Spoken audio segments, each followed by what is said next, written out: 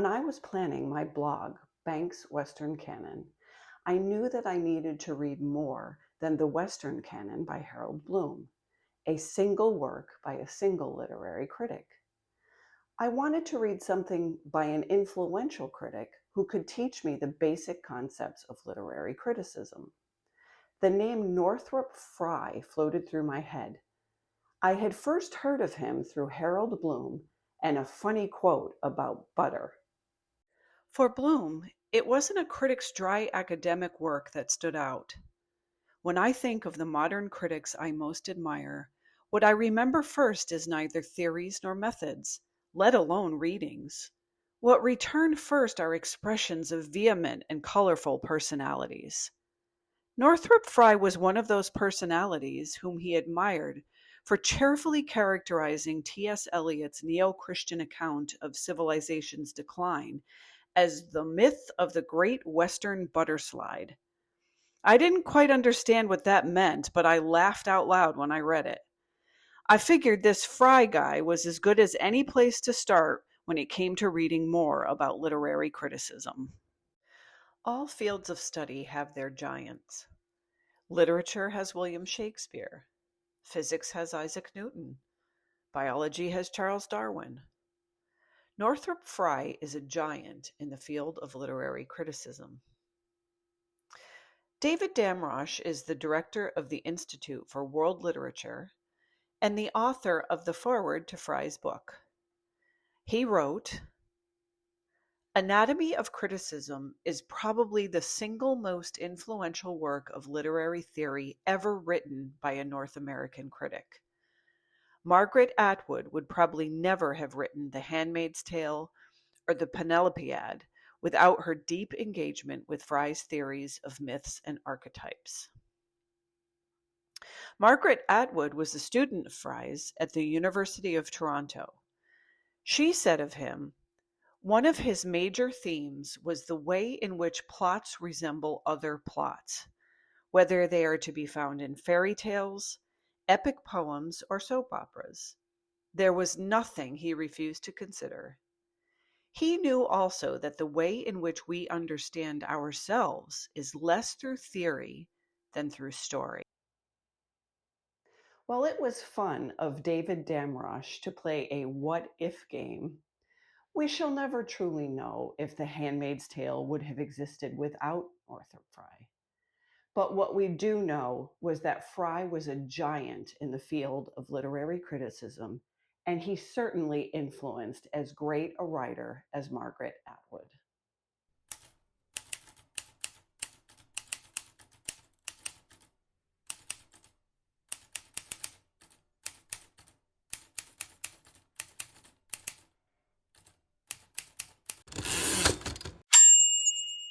In naming his book, Northrop Frye chose the word anatomy carefully.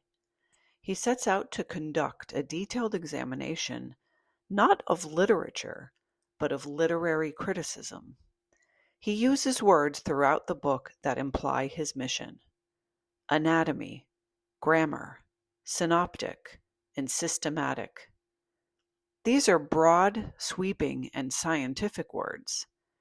They hint that Frye is formulating a theory rather than writing practical criticism about specific works or authors. The concept of grammar stuck with me as I read Frye's book. Now, we're all familiar with stories and characters from mythology and the Bible, even if we aren't big readers or consider ourselves to be religious. The concept of death in autumn and revival in spring. The concept of innocence and sinfulness. The concept of judgment after death. These myths and legends are found repeatedly in Western literature. Frye's aim was to give a rational account of some of the structural principles of Western literature in the context of its classical and Christian heritage. He used the symbolism of the Bible, and to a lesser extent classical mythology, as a grammar of literary archetypes. Frye's first attempt at the creation of a grammar for literary criticism took me by surprise. Hadn't literary criticism been around for a long time?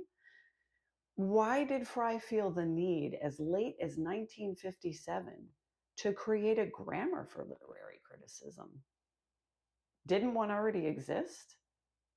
Turns out, in Frye's opinion, the answer was no.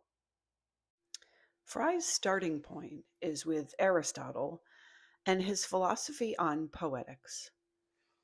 In Poetics, Aristotle laid the foundation for literary criticism. As Frye wrote, a theory of criticism whose principles apply to the whole of literature and account for every valid type of critical procedure is what I think Aristotle meant by poetics.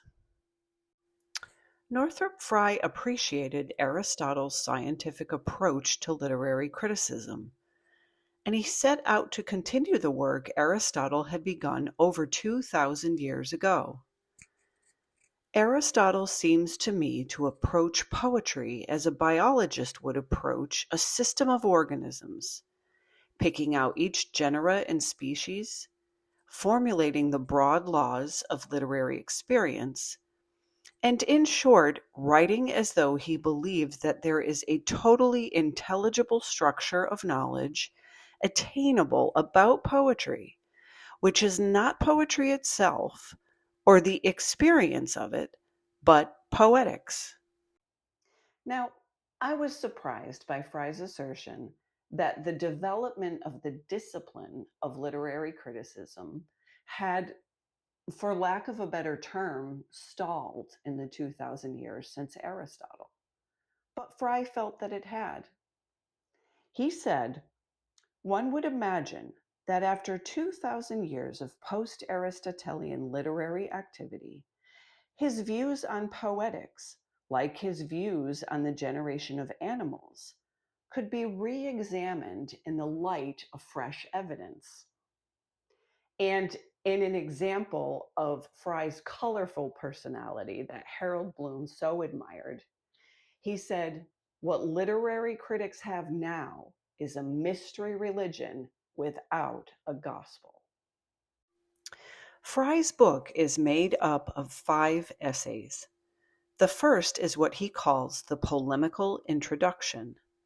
The remaining 4 are the meat of the book and explain his theories of modes, symbols, myths, and genres. Modes categorizes the protagonist's power in relation to society and natural law. Symbols explains how literary symbols function on different levels of meaning, ranging from real world to transcendent. Myths identifies 4 archetypes: comedy, romance, tragedy, and irony or satire, which correspond to the seasons and form a cyclical pattern in literature. Finally, genres categorizes literature into 4 main types: drama, lyric, epic or narrative, and prose fiction, based on how they express ideas and engage the audience. The word polemical is a clue that Frye's opinions might be controversial. His colorful personality shines through as he shares his observations on the state of the art of literary criticism. Naive, the position of the literary critic in society, a perceived parasite, and his vision of the future in which there is a reforging of the links between knowledge and creation, art and science, myth and concepts, all accomplished through literary critics who simply go about their business. Frye felt that because literary critics were fumbling along without a gospel, that literary criticism was being waylaid by special interests. Now, Frye seems to be too good natured of a person to name these special interests the school of resentment. That was up to curmudgeonly Harold Bloom a generation later, but Frye laid the foundation.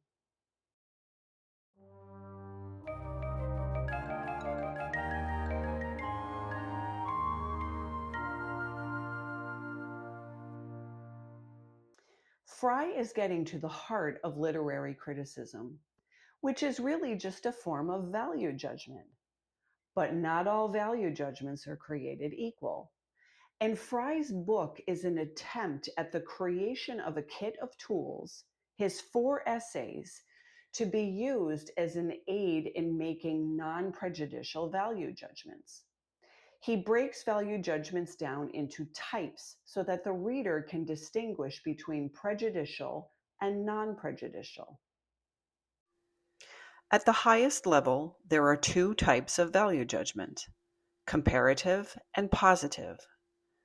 Within comparative, there are 2 subtypes: biographical and tropical. Now, both of these subtypes are rhetorical.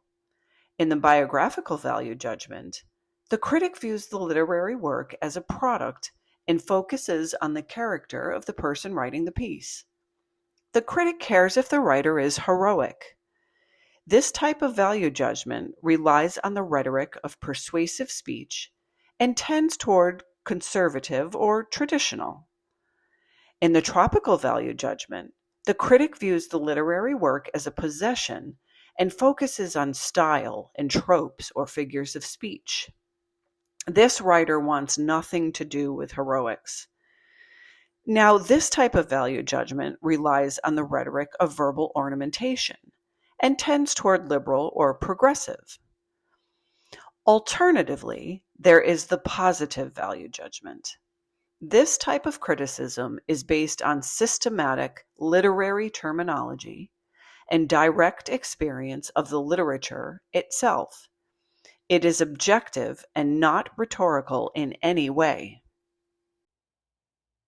Frye points out the dangers of falling into rhetorical traps.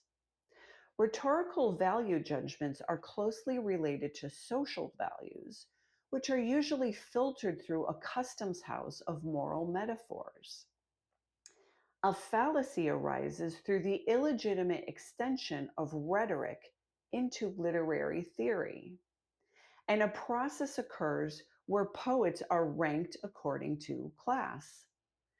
This process is used by both biographical and tropical critics, usually in order to deny first-class ranking to poets who are in favor by the opposite group.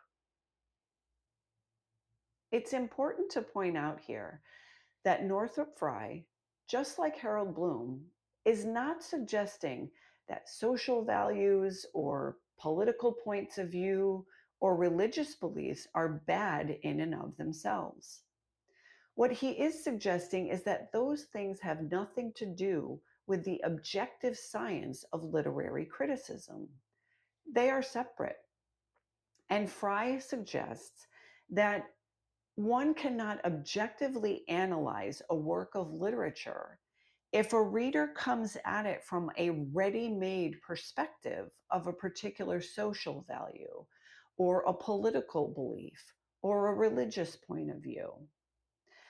Literary value has to do with literary things like plot, character development, writing style, or type of literature. And social values really have nothing to do with the quality or influence of a particular work of literature. It was a little bit difficult for me to get my head first wrapped around this concept, but an example might help. If a Christian were to read the Epic of Gilgamesh and evaluate it for its literary value based solely on Christian ideals, there would be a complete mismatch between the viewpoint of the reader and the value of the work as literature. And the danger would be for the reader to suggest that there is no value to the Epic of Gilgamesh because the character of Gilgamesh did not recognize Jesus Christ as his savior. Not only would this not make sense from a historical point of view, because at the time the Epic of Gilgamesh was written, Christianity had not developed, it would also not make sense from a literary point of view. Now, the Christian may recognize in the character of Gilgamesh Christian ideals, but that would be a happy coincidence. The reader can only evaluate the value of literary works based on literary language. Does the plot work? Are the characters well developed? What types of literary devices did the author use to move the plot along? And in the case of the Epic of Gilgamesh, it's foreshadowing. Now, the same can be said for any type of reader, feminist, Marxist, and economist. They can only evaluate the work's value as literature based on literary terms.